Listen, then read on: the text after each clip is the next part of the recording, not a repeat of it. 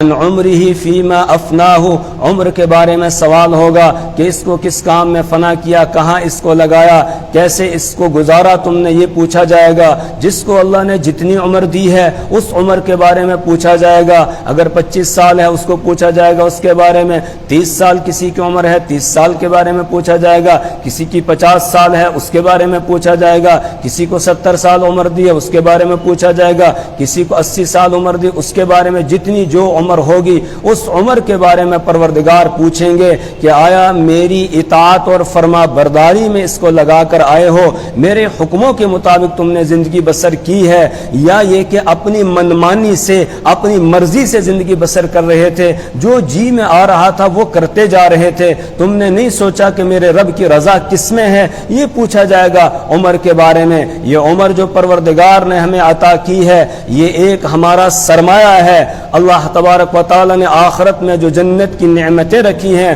ان نعمتوں کو کمانے کے لیے سرمایہ کے طور پر یہ عمر دی ہے کہ اس کو ہم ان نعمتوں کے حصول میں لگائیں، نہ یہ کہ بیکاری میں ویسے ہی ضائع کر دیں اس کو، نہیں، بلکہ اس کو اللہ کی اطاعت اور فرما برداری میں لگانا ہے۔ اور عمر کا جو حصہ گزر گیا دوبارہ واپس آنے والا نہیں ہے۔ جو دن، جو لمحہ، جو منٹ، جو سیکنڈ، جو گھنٹہ، جو ہفتہ، جو مہینہ، جو سال گزر گیا اب دوبارہ واپس آنے والا نہیں ہے۔ یہ گاڑی آگے ہی چل رہی ہے، اس میں ریورس گیئر نہیں ہے، یہ پیچھے آنے والی نہیں ہے، آگے ہی چلے گی۔ تو اس لیے اپنی اس عمر کی قدر کرنی ہے، زندگی کے لمحات کی قدر کرنی ہے، ان کو بیکاری کے کاموں میں ضائع نہیں کرنا ہے۔ اس کے بارے میں پوچھا جائے گا، پروردگار کہے گا اولم نعمرکم ما یتذکر فیہ من تذکر، کیا میں نے تم کو عمر نہیں دی تھی جس میں نصیحت حاصل کرنے والا نصیحت حاصل کر سکتا تھا، وجاءکم النذیر،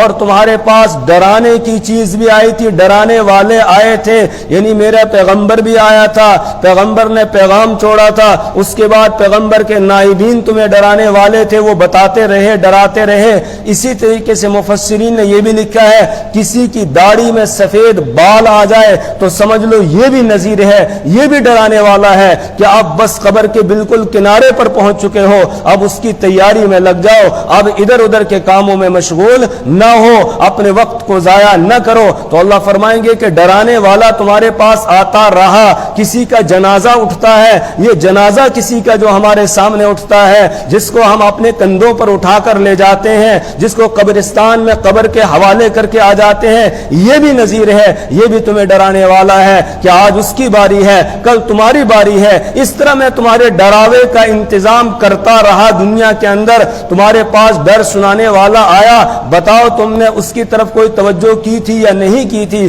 یہ پوچھا جائے گا۔